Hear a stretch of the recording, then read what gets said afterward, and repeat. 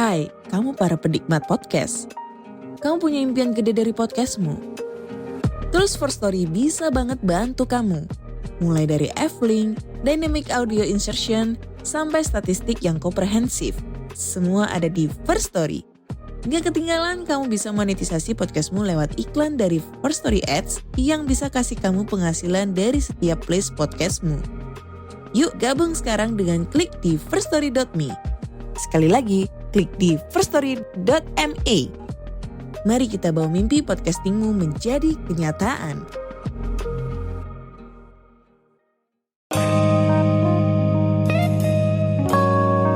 Hey yo, kembali lagi bersama gue Vincent di Konspirasi Ngopi. Seruput lu kopinya.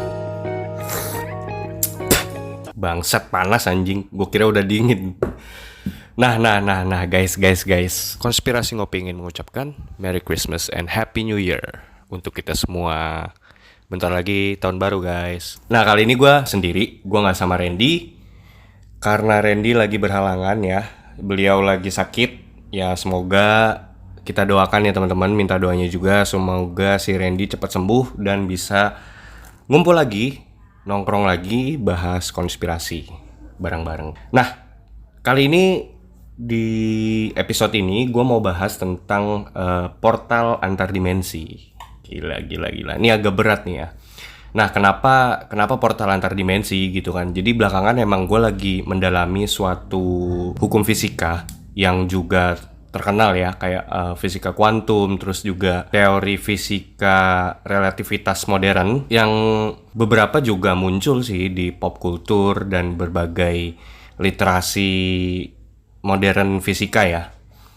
Gue entah kenapa nih belakangan ini gue lagi tertarik ke dalam itu ya gitu. Nah buat teman-teman ngopi yang bertanya-tanya, untuk episode sebelumnya ya, dimana kita bahas tentang Four Horsemen part 1 tentang kedatangan Antichrist, itu bakal nanti kita rilis setelah episode yang ini. Jadi stay tune, tenang aja, bakal kita rilis, tenang aja. Nah, kayaknya nih portal antar dimensi ini, khusus episode ini, gue akan ngebahas dari sisi apa aja nih yang mau gue bahas gitu kan.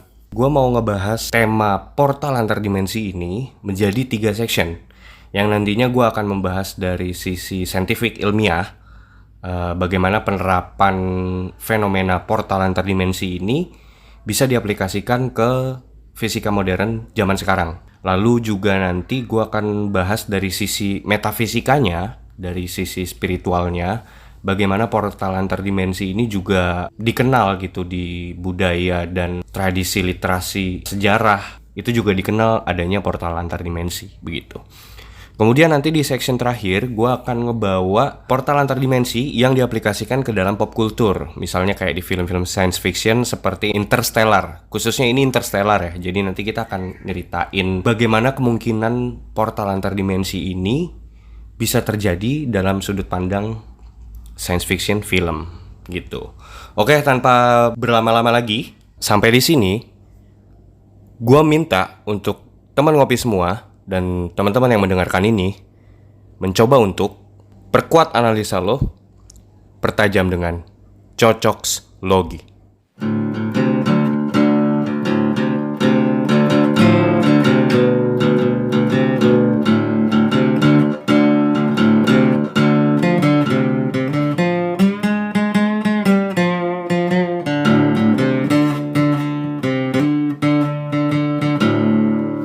Nah. Sebelum kita masuk ke section yang pertama, gue mau mencoba mendefinisikan apa yang dimaksud dengan portal dan dimensi. Kan portal antar dimensi ya. Jadi portal itu kan kayak semacam gerbang gitu kan, semacam pintu gitu kan. Nah, dimensi itu sendiri kalau dari fisika dan matematika, dimensi itu artinya matra dari suatu ruang atau objek secara informal yang diartikan sebagai jumlah minimal koordinat yang dibutuhkan untuk menentukan titik-titik yang ada di dalamnya. Mampus gak lo? Pengertian dalam arti di matematika nih sangat sulit dimengerti ya. Pokoknya intinya dimensi itu adalah suatu kediaman lah, suatu ruang di mana entitas atau sesuatu materi itu bisa berada begitu. Ya kurang lebih seperti itulah ya. Nah, kalau dari sisi fisikanya, di zaman modern ini, portal antar dimensi ini bisa dijelaskan dengan suatu proyek yang dijalankan oleh European Organization for Nuclear Research atau yang disingkat dengan CERN, organisasi riset dan ilmu nuklir yang berbasis di Eropa. Nama proyeknya sendiri itu adalah Large Hadron Collider. Nah, apa sih Large Hadron Collider? Large Hadron Collider ini adalah sebuah mesin pemercepat partikel terbesar di dunia sekaligus terkuat dan terkompleks di dunia. Nah, disingkat sebagai LHC. LHC ini mulai dikembangkan dan dirakit sejak tahun 1998 hingga 2008 dengan kolaborasi yang melibatkan 10.000 lebih ilmuwan dan ratusan universitas dan laboratorium, serta lebih dari 100 negara. Tujuan dibuatnya mesin super raksasa ini adalah untuk menguji atau membuktikan prediksi beberapa teori fisika yang berbeda dan mencari kelompok partikel baru berdasarkan teori supersimetri, juga menyelesaikan pertanyaan tak terjawab dalam fisika. Nah, teori-teori yang coba diuji melalui proyek LHC ini melibatkan beberapa teori fisika terkenal yang udah kita kenal sebelumnya gitu, seperti mekanika kuantum, atau yang biasa kita ketahui itu sebagai fisika kuantum. Lalu ada teori relativitas ruang dan waktu, dan teori dimensi ekstra pada string teori. Jadi teori dimensi ekstra ini adalah sebuah hipotesis yang menyatakan keberadaan dimensi lebih tinggi di atas dimensi kita sekarang, yang which is dimensi kita sekarang kan 3D ya, 3 dimensi begitu. Nah, salah satu pengujian teori fisika yang berhasil dibuktikan oleh CERN yaitu ditemukannya rumusan partikel Tuhan atau yang dikenal dengan Higgs boson atau God particle. Nah, apa sih yang dimaksud dengan God particle ini? God particle ini awalnya adalah sebuah teori yang diperkenalkan fisikawan Inggris Peter Higgs 48 tahun silam. Teori itu menyatakan ada partikel lebih kecil dari proton, elektron, dan neutron sebagai elemen dasar penyusun atom, benda terkecil di alam semesta. Partikel itu disebut Higgs boson. Kini teori itu dibuktikan oleh lembaga penelitian terkemuka, CERN. Partikel itu memang eksis di alam semesta, pembuktian itu menggegerkan dunia. Orang pun menyebut partikel itu sebagai partikel Tuhan. Nah, jadi kurang lebih sebenarnya partikel Tuhan ini adalah sebagai partikel baru lah ya di dalam tabel fisika begitu. Itu dimana Higgs dan boson itu menyatu menjadi suatu partikel yang disebut God particle gitu.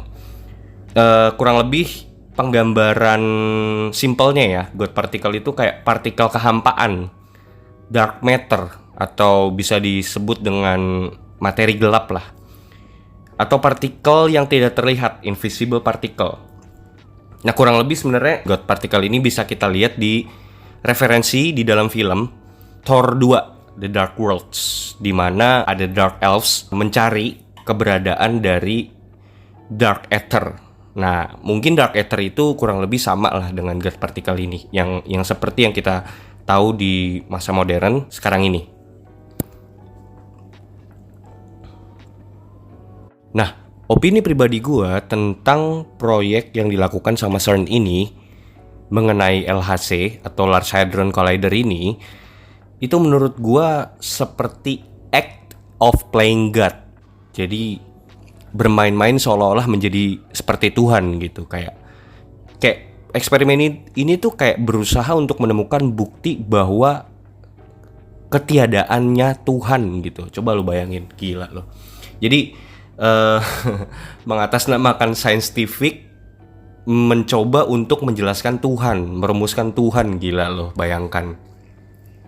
Jadi intinya mereka tuh percaya lewat God particle ini, God particle itu adalah susunan-susunan partikel yang berada di ruang hampa udara yang isinya tuh sebenarnya nggak ada materi sama sekali, kayak kosong aja. Itu sebuah materi atau partikel kosong yang mensustain alam semesta ini dan segala materi yang ada di dalamnya.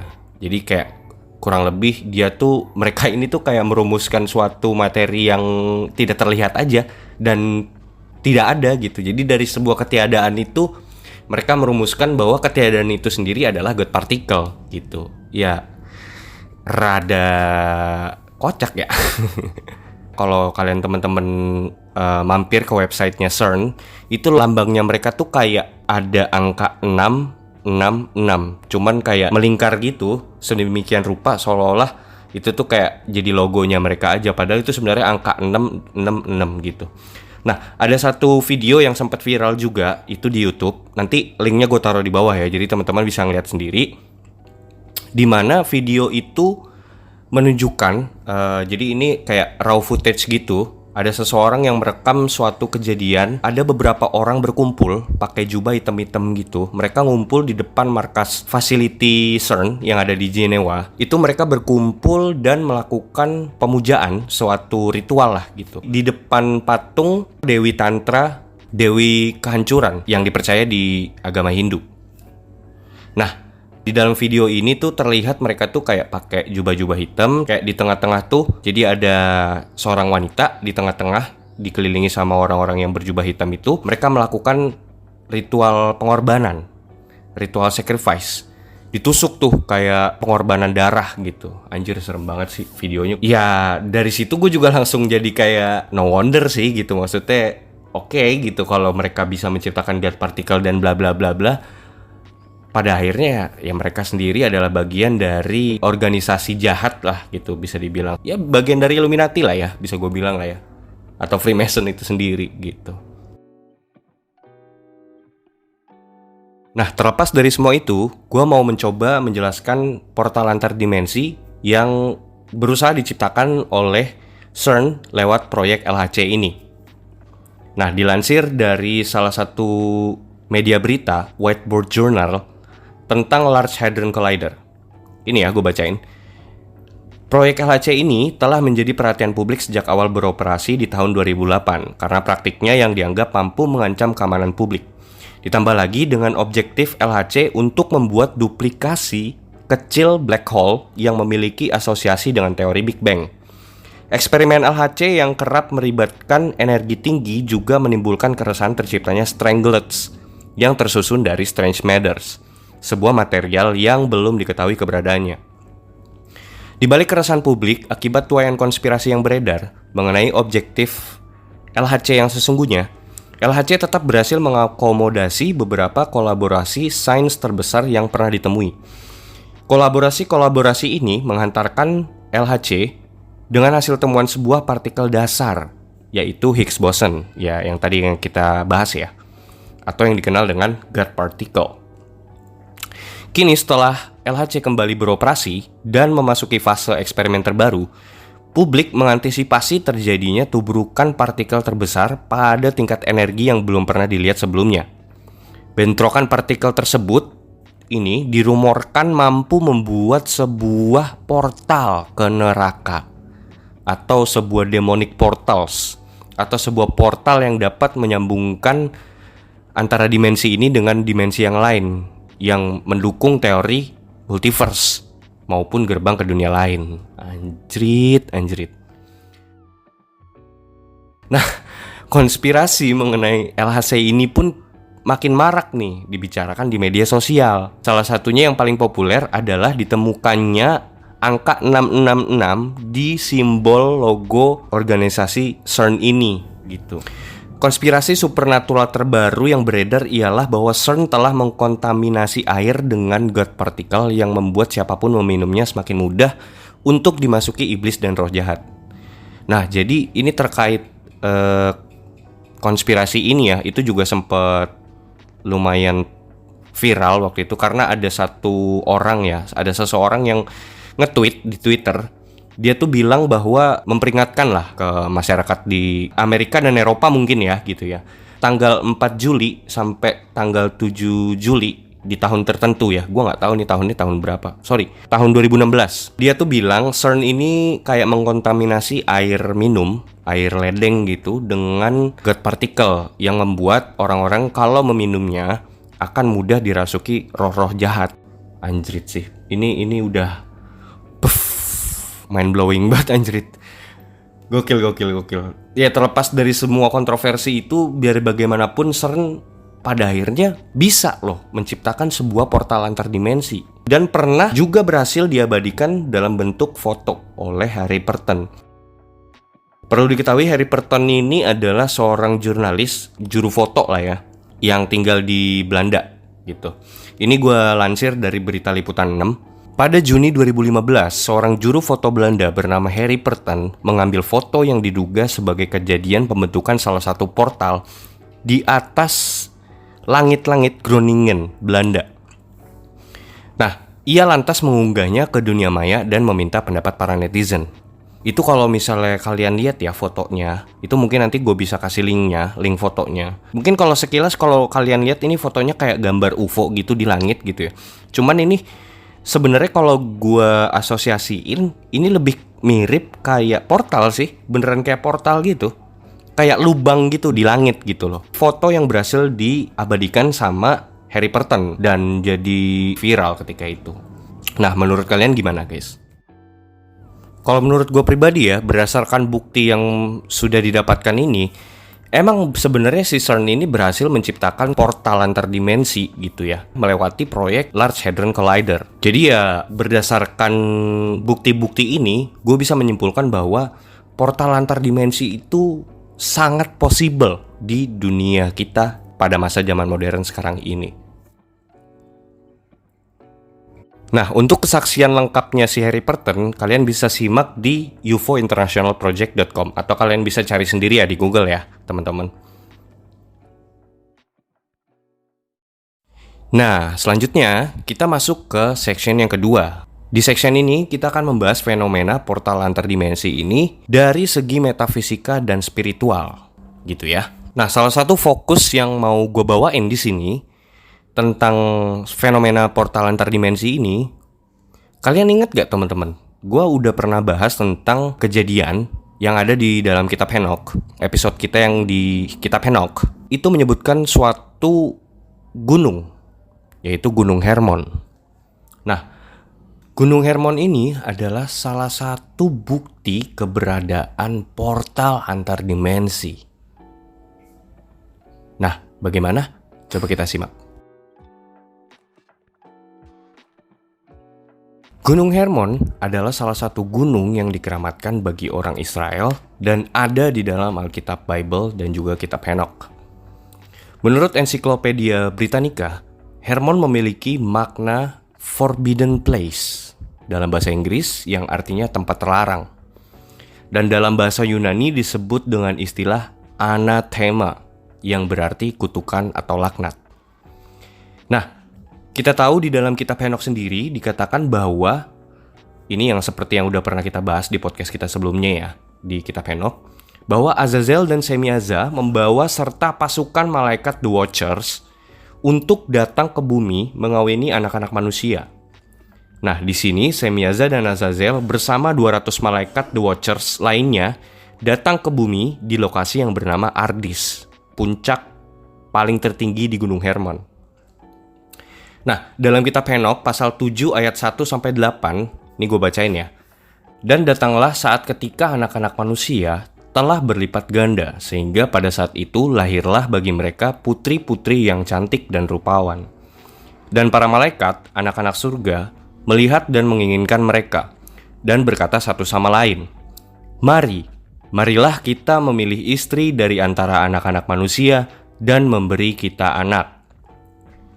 Dan Semiaza, pemimpin mereka, berkata kepada mereka, "Aku takut kalian tak akan setuju untuk melakukan hal ini, dan aku sendiri harus menerima hukuman untuk suatu dosa besar." Dan mereka semua menjawabnya dan berkata, "Marilah kita semua bersumpah dan mengikat diri kita dengan suatu kutukan bersama untuk tidak menghentikan rencana ini, tapi untuk melakukannya." Lalu mereka semua bersumpah dan mengikat diri mereka dengan kutukan bersama atas sumpah itu. Dan jumlah mereka semuanya 200 yang turun pada masa Jared di puncak tertinggi Gunung Hermon, yaitu Ardis. Dan mereka menyebutnya Gunung Hermon karena mereka telah bersumpah dan mengikat diri mereka dengan kutukan bersama atas sumpah itu. Atau yang tadi kita ketahui, ini istilahnya dalam bahasa Yunani anathema, tempat terkutuk, tempat terlarang, tempat yang dilaknat Tuhan. Nah, ada komentar kerabian tentang cerita ini dalam risalah Yahudi Ortodoks. di mana dua orang rabi bernama Jose dan Hiyah menambahkan sudut pandang mereka mengenai peristiwa ini. Berikut isinya. Rabi Jose berkata, dikatakan di dalam tradisi kita bahwa Semyaza dan Azazel beserta para pasukan malaikat, mereka itu dicabut kesuciannya oleh Tuhan. Ini artinya sifat keilahian surga ini tidak lagi tinggal di dalam mereka. Mungkin ada yang bertanya, bagaimana mereka bisa muncul di dunia ini? Nah, lalu Rabi Hiyah menjawab bahwa mereka adalah golongan roh yang tercipta dari kata-kata Tuhan dan ayat dalam kitab Kejadian yang mereferensikan bentuk wujud fisik mereka mungkin bisa diidentifikasikan sama seperti burung yang berterbangan di atas bumi melintasi cakrawala. Ini referensinya di Kejadian 1 ayat 20 ya teman-teman. Dan secara fisik penampakan mereka di mata manusia juga dalam bentuk manusia seutuhnya. Jika ditanya bagaimana mereka bisa mengubah diri mereka sendiri, jawabannya adalah mereka sebenarnya dapat mengubah diri mereka menjadi segala macam bentuk, malaikat-malaikat ini ya. Karena ketika mereka turun dari surga, mereka menjadi wujud fisik yang solid dan mengambil bentuk yang serupa dengan manusia. Ini adalah deskripsi fisik dari Semyaza dan Azazel dan 200 malaikat yang turun bersama dia, yang memberontak di surga lalu dicampakkan oleh Tuhan, yang mengambil rupa jasmani untuk tinggal di bumi, dan selamanya mereka tidak dapat melepaskan diri dari bentuk duniawi mereka. Yang selanjutnya, mereka lalu melakukan peranakan dengan wanita-wanita di bumi dan mengajari para pria berbagai ilmu sihir. Mereka juga melahirkan anak-anak yang mereka sebut Anakim atau raksasa-raksasa, atau yang disebut dan dikenal dengan nama Nephilim atau anak-anak Allah. Nah, berdasarkan risalah dari rabi-rabi Yahudi atau Rabi Hiyah tersebut, dapat diketahui secara pasti bahwa para malaikat The Watchers menjadi bentuk fisik yang solid. Mereka mengambil wujud 3 dimensi untuk dapat terlihat dan bisa berinteraksi dengan manusia-manusia yang juga terbatas di dalam 3 dimensi. Gini loh teman-teman, Tuhan itu kan entitas yang tak lekang oleh waktu gitu kan, dan tidak dibatasi oleh ruang gitu kan. Nah, makanya kan disebut sebagai ilahi. Malaikat ini sebagai makhluk yang diciptakan Tuhan itu kan satu tingkat di bawah Tuhan gitu loh. Otomatis mereka juga berada di dalam satu dimensi bersama Tuhan yang disebut surga. Keilahian surga tingkatannya itu berada di atas dimensi kita tentunya ya. Katakanlah dimensi keilahian surga itu berada di tingkat dimensi keempat, kelima, keenam, ketujuh, you name it lah, dan seterusnya. Nah, sejauh yang gue tahu, menurut hukum fisika, makhluk yang berada di dalam dimensi lebih rendah tidak bisa melihat dan berinteraksi dengan sesuatu yang berada di tingkatan dimensi yang lebih tinggi dari dia. Simpel gini, makhluk 2 dimensi tuh nggak bisa berinteraksi dengan makhluk 3 dimensi, gitu. Begitupun berlaku seterusnya, makhluk 3 dimensi tidak bisa berinteraksi dengan makhluk 4 dimensi. Seterusnya berlaku demikian ya. Maka, para malaikat The Watchers yang berasal dari dimensi yang lebih tinggi dari manusia harus mengambil wujud dimensi manusia, which is dimensi ketiga, untuk dapat berinteraksi dan bahkan melakukan perkawinan dengan manusia. Makanya kalau teman-teman pernah dengar cerita tentang manusia dikawin sama jin, terus manusianya, si ceweknya hamil tekdung gitu, itu kayak nggak masuk akal sih. Karena kalaupun ia terjadi, si jin itu harus mengambil wujud fisik supaya bisa mengawini si wanita itu gitu, supaya bisa hamil kan gitu kan, logiknya kan dari secara fisikanya gitu. Jadi kayaknya cerita-cerita yang ada di kolom-kolom artikel majalah misteri zaman dulu kayaknya itu agak-agak ya gitulah. Nah, pertanyaan selanjutnya, hal apakah yang dapat memungkinkan transformasi wujud yang tadinya dalam dimensi ilahi menjadi dimensi ketiga seperti manusia? Jawabannya 1, portal.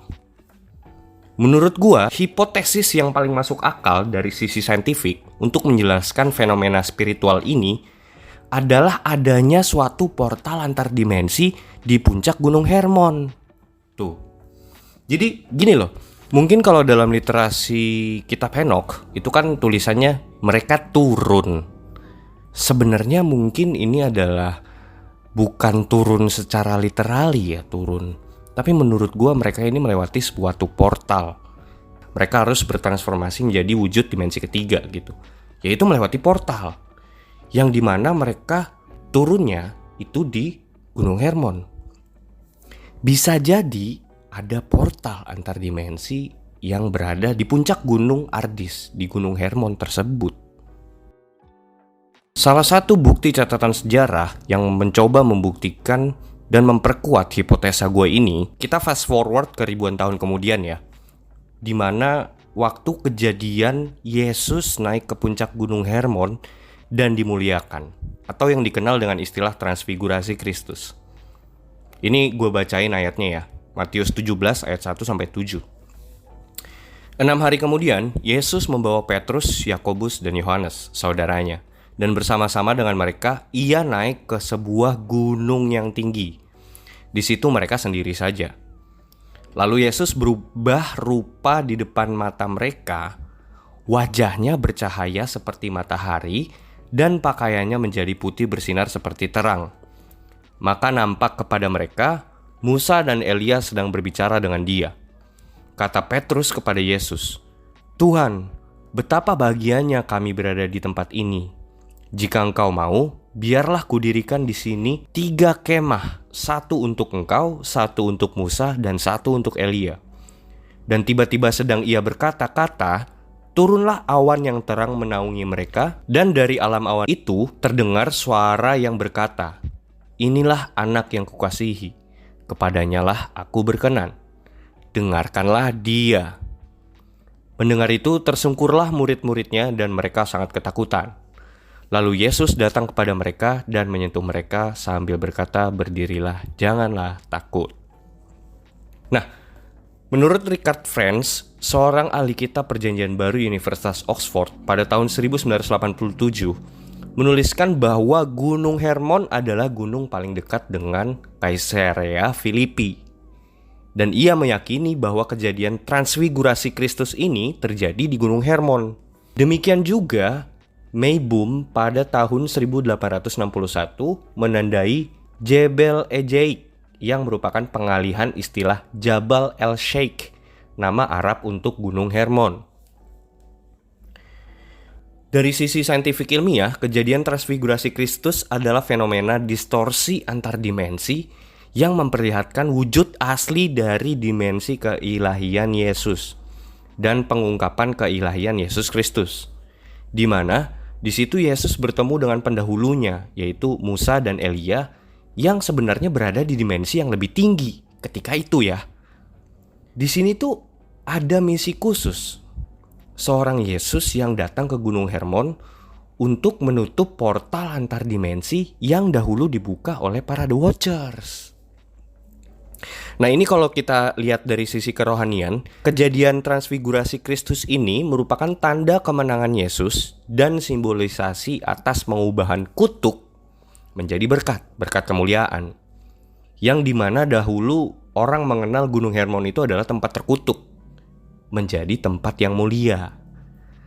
Dari sini tuh kayak sangat menjelaskan sekali gitu loh, bahwa ternyata di puncak Gunung Ardis itu ada suatu portal antar dimensi, entah suatu distorsi ruang dan waktu yang menyebabkan kejadian transfigurasi Kristus itu gitu loh.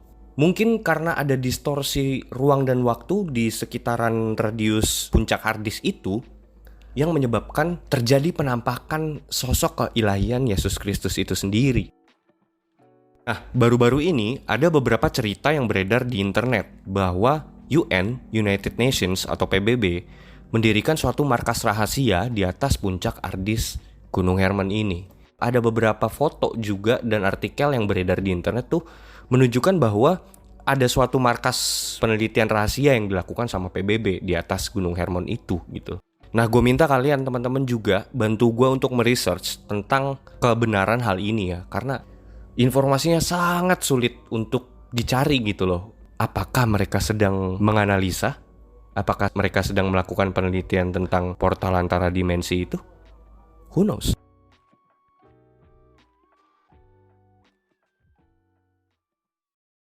Selanjutnya kita masuk ke section ketiga, di mana pengaplikasian portal antar dimensi bisa digambarkan secara spesifik di dunia pop culture, khususnya sci-fi ya. Jadi film sci-fi, judulnya Interstellar. Nah, ini nih salah satu film favorit gue sih, teman-teman. Ini salah satu film yang wow, mind blowing banget. Ketika gue nonton, gue langsung gak berasa ya, karena memang durasinya kan panjang gitu kan. Tapi entah gimana, gue hanyut gitu ke dalam ceritanya. Dan gila sih, gak ada yang lebih sakti memang dari seorang Christopher Nolan kalau membuat film sih anjir. Dia ini bener-bener riset anjir.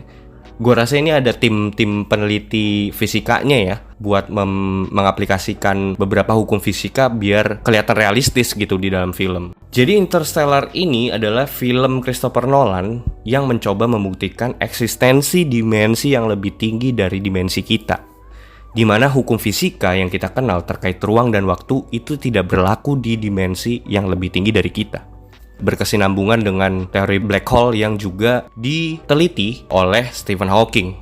Interstellar masuk 5 nominasi di ajang Oscar Academy Awards dan berhasil menyabet piala Oscar di Academy Awards 2015 untuk kategori Best Achievement in Visual Effects. Ini gue mungkin akan sedikit spoiler ya, sinopsis singkat tentang cerita ini supaya kalian tuh rada nyambung dengan pembahasan kita sekarang ya gitu.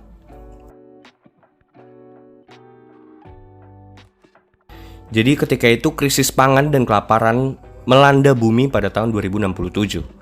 Tumbuhan dan hewan mulai terinfeksi penyakit sehingga tidak bisa dikonsumsi. Para ahli dan NASA mulai mencari solusi terbaik demi keberlangsungan hajat ras manusia dan eksistensi bumi. Akhirnya dunia tuh terbagi menjadi 2 golongan. Ada orang-orang para petinggi NASA yang yakin untuk mencari planet dan tata surya baru untuk bisa ditinggali.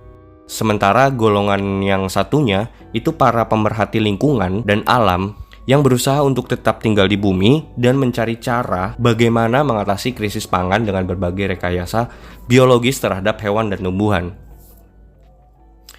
Murphy, gadis kecil yang tinggal di sebuah ladang jagung bersama ayahnya, Cooper, seorang mantan pilot NASA. Di kamarnya itu tuh kan kayak ada rak buku, guys. Buku-buku itu sering jatuh gitu, kiranya perbuatan hantu gitu kan. Nah, suatu hari Murphy menemukan gundukan pasir debu di lantai kamarnya yang membentuk suatu pola dari buku-buku yang berjatuhan dari rak itu. Nah, dipanggil lah tuh bokapnya si Cooper. Bokapnya menyimpulkan bahwa gundukan pasir itu adalah pola yang membentuk sebuah titik koordinat dalam kode biner. Nah, diikutilah titik koordinat tersebut dan sampailah keduanya di markas fasilitas rahasia NASA yang dipimpin oleh Profesor Brand. Singkat cerita, di sana Profesor Brand sedang melakukan suatu program penelitian dan ekspedisi yang menjelaskan adanya suatu galaksi dengan 12 planet yang berpotensi layak huni di dekat lubang hitam raksasa bernama Gargantua. Cooper kemudian direkrut menjadi pilot pesawat Endurance bersama Amelia Brand, anak gadis Profesor Brand, dan 10 astronot dikirim untuk melakukan survei terhadap planet-planet tersebut. Misi ini dinamakan Lazarus. Anjir, Lazarus tuh kayak ini nggak sih? Orang yang bangkit dari kematian zaman Yesus tuh. Ini berarti misi untuk membangkitkan peradaban manusia yang mati kayaknya. Ya kurang lebih seperti itulah ya. Ekspedisi ini bertujuan untuk mencari planet baru di luar angkasa sana. Akhirnya pencarian planet baru pun dimulai. Mereka menjelajahi alam semesta dengan berpacu dengan waktu yang terus menipis.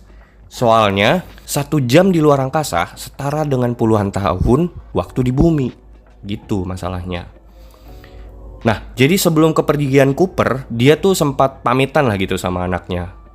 Kayak ya biasalah anak bocil cewek gitu, merengek-rengek, jangan pergi ya, gitu-gitulah pokoknya. Nah, si Cooper ini sempat meninggalkan jam tangan miliknya kepada Murphy, anaknya. Analog ya, yang ada jarum jam detik, sebagai bentuk kenang-kenangan kalau suatu saat dia nggak pulang-pulang. Ini sedih sih, bagian situ sedih banget. Singkat cerita, kita fast forward, puluhan tahun berlalu semenjak kepergian ayahnya. Murphy sudah beranjak dewasa dan bekerja di NASA, menjadi seorang apprentice-nya Profesor Brand. Murphy dan Profesor Brand melakukan berbagai riset penelitian fisika dengan memecahkan suatu kode kuantum yang mereka percaya berguna untuk memperbaiki ekosistem dunia yang rusak dan mengatasi krisis pangan dunia yang semakin parah ketika itu. Saat itu Murph sedang mendalami teori fisika kuantum dan relativitas waktu. Sementara Cooper dan Amelia Brand dalam posisi hidup mati terkatung-katung di luar angkasa jauh dari bumi. Ini fast forward lagi ya. Dengan pesawat Endurance yang kehabisan bahan bakar. Terus seluruh tim ekspedisi Lazarus tuh posisinya ketika itu udah pada mati tuh, udah pada metong dalam berbagai kecelakaan gitu di dalam misi gitu. Nah, dari 11 planet potensial yang udah dikunjungi sama mereka ini, tim Lazarus ini, nggak ada satu planet pun yang benar-benar layak untuk ditinggali gitu. Nah, planetnya itu kan ada 12 tuh yang potensial dari Profesor Brand gitu kan. Sisa satu planet doang nih tersisa, yaitu planet Edmund. Nah, lalu dari sini, ini mulai seru nih. Scene-nya beralih ke Murphy dewasa bersama suaminya yang sedang berkunjung ke rumah semasa kecilnya, tempat ia tumbuh bersama ayahnya. Di situ Murphy masuk ke kamarnya, tepat di depan rak buku di mana dulu dia dan ayahnya menemukan gundukan pasir tempat di mana semua cerita perjalanan ini berawal. Di situ ia merenung mengenang ayahnya sambil menatap jam milik pemberian ayahnya. Jadi dipegang-pegang tuh jam yang dikasih sama bokapnya itu, yang sudah lama meninggalkannya. Di sini tuh agak mulai dramatis ya, dimana ini adalah salah satu scene yang sangat gue sukai, scene favorit gue di dalam masterpiece-nya Christopher Nolan ini. Ada satu quote di tengah-tengah film ketika perbincangan Cooper dan Amelia yang sedang terombang-ambing di luar angkasa. Quotes ini adalah dialog yang diucapkan oleh Amelia Brand. Bunyinya, "Love, it means something more, something we can yet understand. It's some evidence, some artifact of higher dimension that we can consciously perceive." Kurang lebih dalam bahasa Indonesianya gue coba artiin, cinta itu memiliki arti yang sangat dalam. Cinta adalah sesuatu yang belum bisa kita mengerti. Cinta adalah bukti dan suatu artefak tentang adanya suatu dimensi yang lebih tinggi dari kita, yang hingga sampai saat ini belum dapat kita pahami secara logika kesadaran manusia. Gila, itu loh, real masterpiece sih. Sampai gue post di IG gue sendiri ya, gue jadiin feeds. Karena begitu bagus banget gitu bunyinya, begitu dalam sekali meaningnya gitu loh. Kembali ke Cooper dan Amelia yang dalam posisinya mereka tuh yang lagi terombang-ambing di luar angkasa gitu kan. Ternyata letak pesawat Endurance itu tuh lagi deket-deketnya dengan lubang hitam raksasa Gargantua. Cooper tiba-tiba punya ide gila nih. Dia bilang ke Amelia Brand bahwa dengan memanfaatkan daya dorong gravitasi lubang hitam bisa melontarkan pesawat Endurance ke planet Edmund tanpa bahan bakar. Dengan gaya gravitasinya yang dihasilkan dari black hole Gargantua ini bisa mendorong pesawat Endurance itu menuju ke Pulau Edmund tanpa bahan bakar gitu. Nah, tapi problem is kalau mereka berdua di dalam kapal Endurance itu, di dalam pesawat Endurance itu, ini kemungkinannya kecil gitu loh untuk mereka bisa sampai. Jadi ada salah satu dari mereka yang harus berkorban untuk keluar dari pesawat Endurance itu. Gila, ini mulai dramatis anjir. Lumayan intens juga pas nonton itu tuh, suspense-nya berasa banget gitu. Nah, akhirnya melewati debat kusir, keduanya sepakat dan dieksekusilah ide gila itu. Dengan Cooper yang melontarkan diri keluar pesawat mengorbankan dirinya dengan harapan Amelia yang berada dalam Endurance itu bisa sampai ke planet Edmund dengan selamat. Nah, ini scene tuh langsung berada di Cooper ya, yang lagi terlontar dari pesawat Endurance. Dia itu tiba-tiba langsung kayak terhisap gitu masuk ke dalam black hole raksasa Gargantua gitu. Dia masuk ke dalam black hole, ke dalam suatu singularitas dimensi kelima. Nah, di dalam sini tuh kayak hukum fisika, waktu dan tempat itu tidak berlaku. Nih, buat teman-teman semua ya, gue sangat mengencourage teman-teman untuk nonton film Interstellar ini karena luar biasa banget penggambaran dimensi singularitas kelima itu ya. Mungkin sebenarnya bukan dimensi kelima sih, ini dimensi keempat gitu loh. Nah, di dalam sini kan hukum fisika tuh kayak waktu dan tempat itu nggak berlaku. Dan sepertinya realitas yang berlaku di dalam dimensi ini adalah kumpulan proyeksi memori dan segala bentuk manifestasi realitas waktu yang diinginkan si Cooper. Jadi di dalam dimensi keempat, waktu itu menjadi suatu realitas yang bisa dilihat secara fisik gitu. Jadi timeline waktu itu udah bukan lagi sesuatu yang nggak bisa diraih sama manusia, tapi ketika itu si Cooper dia bisa melihat timeline waktu tuh secara gamblang gitu loh. Proyeksi entah apa karena ini juga adalah proyeksi alam bawah sadarnya dia yang terproyeksi ke dalam dimensi tersebut gitu. Jadi dia menemukan tuh kayak ada susunan rak gitu yang isinya buku-buku yang ia kenali. Pas dia sadar ternyata dia tuh kayak berada tepat di balik rak buku kamar Murphy, tempat di mana Murphy pada saat itu masih kecil sedang bermain di kamarnya. Jadi di balik sela-sela rak buku itu, susunan buku itu, dia tuh bisa melihat anaknya itu dalam posisi waktu itu masih kecil, lagi main di kamarnya. Sama seperti kejadian scene di awal waktu si Murphy yang suka bermain di depan rak buku dan melihat buku-buku itu sering jatuh gitu. Nah, disitulah itu mulai emosional ya si Cooper dengan dengan kebingungan yang luar biasa pastinya ya. Dia bingung kenapa ini bisa terjadi kayak gitu-gitu. Dia tuh kayak berusaha berteriak-teriak gitu manggilin anaknya gitu. Tapi anaknya cuman ada sih sekelebat, dia tuh kayak nengok sebentar, tapi gak sadar bahwa ada keberadaan ayahnya di balik rak buku tersebut. Sampai dia tuh berinisiatif untuk mendorong buku-buku itu berjatuhan dari raknya supaya si anak tuh menotis keberadaan ayahnya di situ gitu. Yang padahal sebenarnya ayahnya itu kan sedang berada di dimensi yang lain, dalam tanda kutip dimensi di sini. Nah, di sini scene-nya berganti kembali ke bumi. Waktu itu Murphy dewasa yang saat itu sedang termenung meratapi ayahnya, tiba-tiba teringat akan kejadian masa kecilnya. Oh ya, gue mau ngasih tahu ke teman-teman bahwa waktu yang berlaku di luar angkasa itu kan lebih singkat dibanding di bumi ya. Artinya misalnya contoh 1 jam di luar angkasa itu sama dengan 7 tahun di bumi gitu. Jadi otomatis kalau mau diselaraskan, si Murphy itu udah beranjak dewasa. Contoh misalnya udah umur 24 tahun. Nah sedangkan ayahnya tuh cuman menambah umur kayak berapa bulan gitu. Jadi sebenarnya kalau misalnya disetarakan, mereka sebenarnya selisih umurnya nggak jauh beda nih di sini nih. Nah, Murphy itu kan lagi ngadep rak buku tempat dimana semua kejadian ini berawal gitu kan. Dia mencoba mengingat dan mereka ulang kejadian dengan menjatuhkan buku-buku dengan posisi yang sama seperti yang dijatuhkan dalam tanda kutip hantu itu dulu. Terus tiba-tiba ia sadar gitu bahwa hantu itu adalah ayahnya sendiri yang masuk ke dalam dimensi kelima lintas ruang dan waktu. Di sini kalau buat teman-teman yang bingung, kalian coba pahami deh. Kan dimensi kelima atau dimensi keempat atau dimensi keberapapun itulah ya, itu tuh nggak berlaku hukum fisika waktu ataupun tempat gitu. Jadi ya sangat bisa gitu, sangat possible gitu si Cooper ini hadir. Dia bisa melihat dimensi yang berada di bawahnya, which is dimensi ketiga, tempat si Murphy berada gitu. Di timeline manapun ya, mau dia waktu kecil, maupun dia dewasa, maupun dia remaja, itu si Cooper bisa melihat timeline waktu itu secara jelas. Nah, dia bisa melakukan intervensi apapun lewat gerakan. Kembali lagi ke Murphy tadi. Di situ akhirnya Murphy sadar bahwa ternyata hantu tersebut itu kan ayahnya yang melintas ke dimensi yang lebih tinggi dari dia untuk menyelamatkan dirinya dan dunia.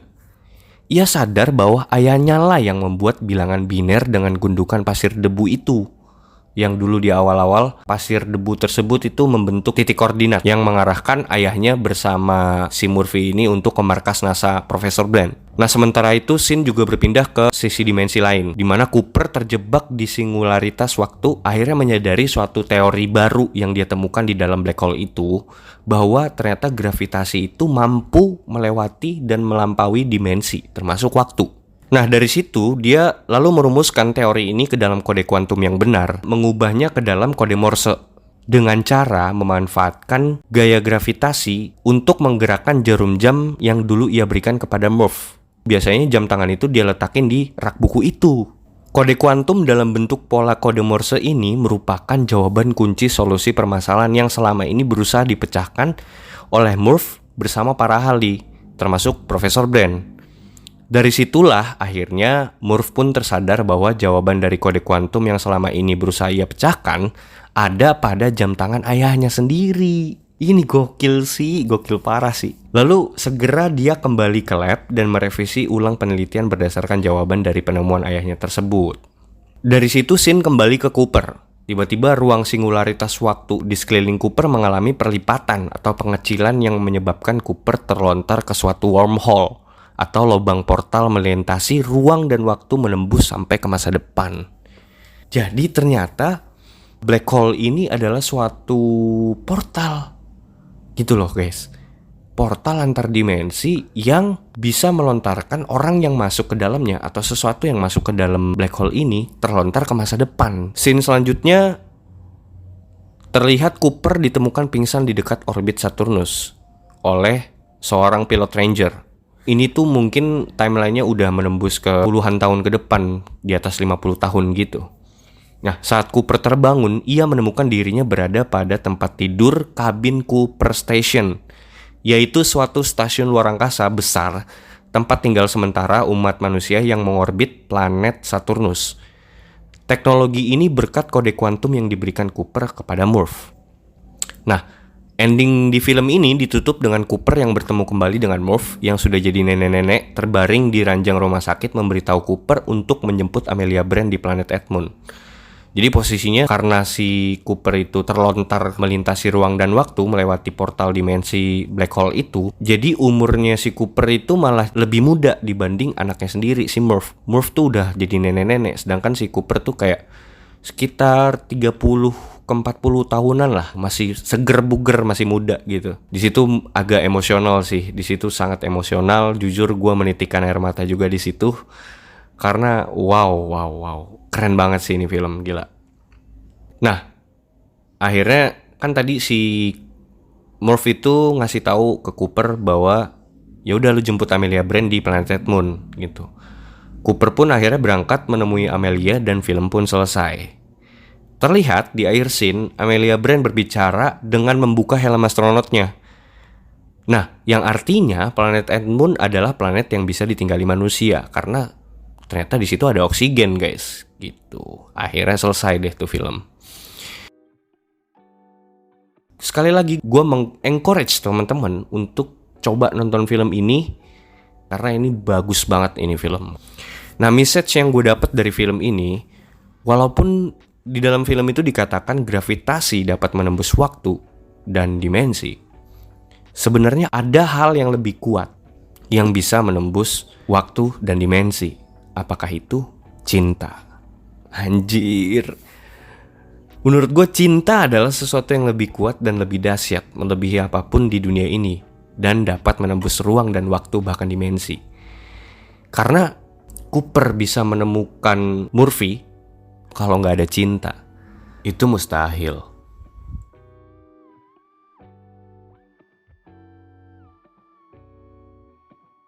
Nah guys, mungkin sementara itu dulu dari gue. Untuk beberapa teman-teman ngopi yang mungkin punya beberapa fakta atau beberapa analisanya sendiri, please write in the comments sections below.